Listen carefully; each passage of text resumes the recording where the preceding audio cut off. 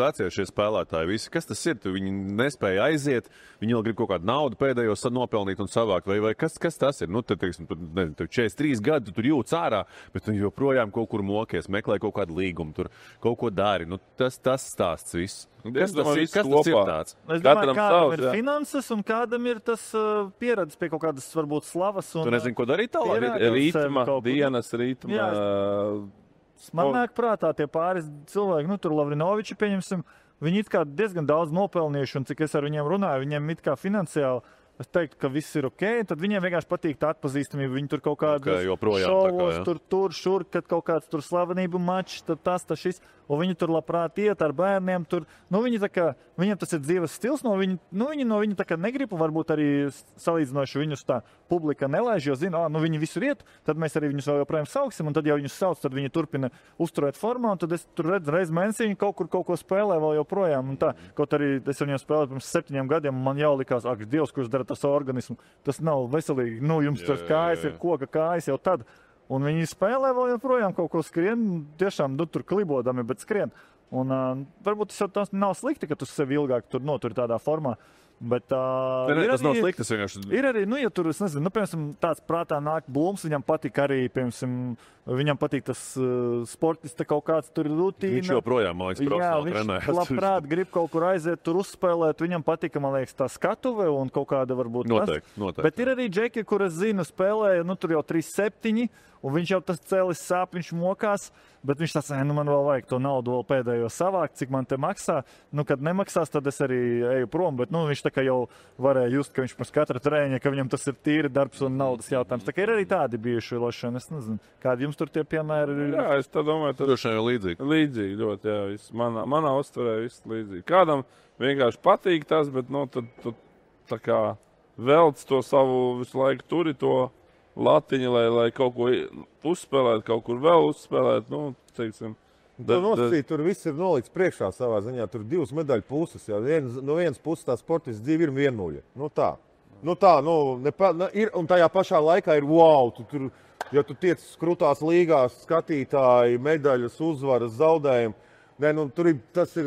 Nu, daudz, kas tavā vietā ir noorganizēts. Jā, tev tā ikdiena, principā, ir vienveidīga, bet tu zini, kas tā ikdienā tev būs, vai ne? Nu, bet tu redzi, tur tas jālauž, tas punkts, ka tu izēj ārā no tā sporta, tu cita pasaule uzreiz. Tāpēc tur, nu, tie stāsti... Nu, dažreiz jau varēja teikt, izēj ārā, un tu savu, labāk gribi tā kā vēl... Lec apakaļ. Jā.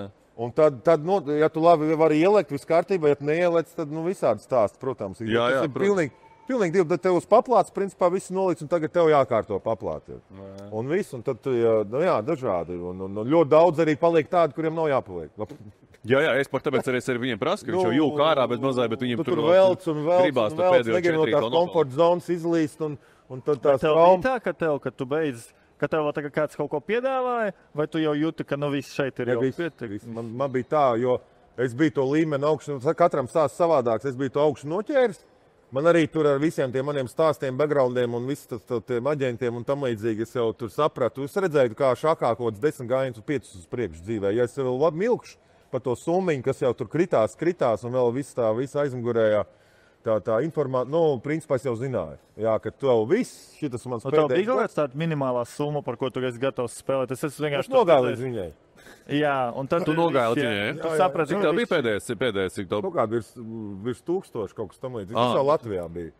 Nu, tas jau, es principā pēdējā sezonā pelnīju mazāk nekā 12. klasē, kad tas volejbols bija. Tur 3 komandas, pilnas zāles bija, vai ne, Inčakauns Lāse, un Eisu jaunais medēns, cik mums ir 2000 kaut kādā mēnesī bija, nu, skolā tas bija. Un tad tu nonāc līdz tam, un tad saproti, traumas, viss, tas nevis traumas, bet, tas tavs ķermenis. Un tu vēl pieeji viņu līmenim klāt.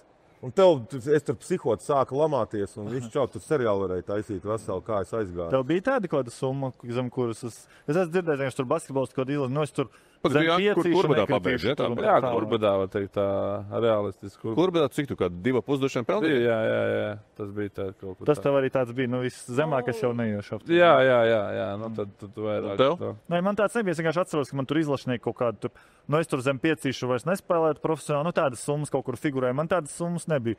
Nu, bet tev šobrīd piedāvāt 4, tu 5 arī ne? Nē. 8? Nē. Es jau esmu beidzis, un tas jau būs. Nē, es vienkārši... 12? Nē. 15? Vēl būs augstāk, Nē, beidzās. Nē. Kaunas žalgis. Katram ir sava summa, piekrīt. Nē, protams, bet es tev prasu. Piecelsies par Tāpēc es tev 15 iepriekš, nu par 15 tu mēģināt, pareizi?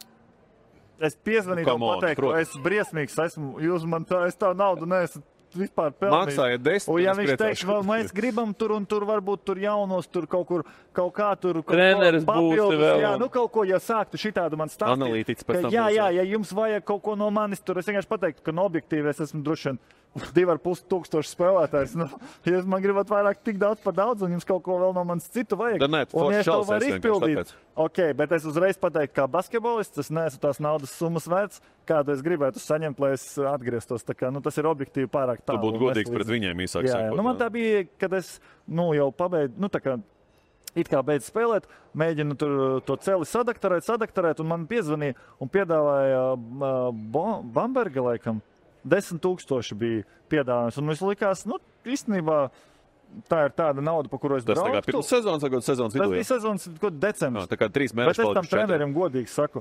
Es tad saku, treneri, ir tā, ka es tagad, neesmu gatavs. Tā kā es negribu jūs pievilkt, kaut arī viņš man nekas nav. Es viņu pirmo reizi dzirdu pa telefonu.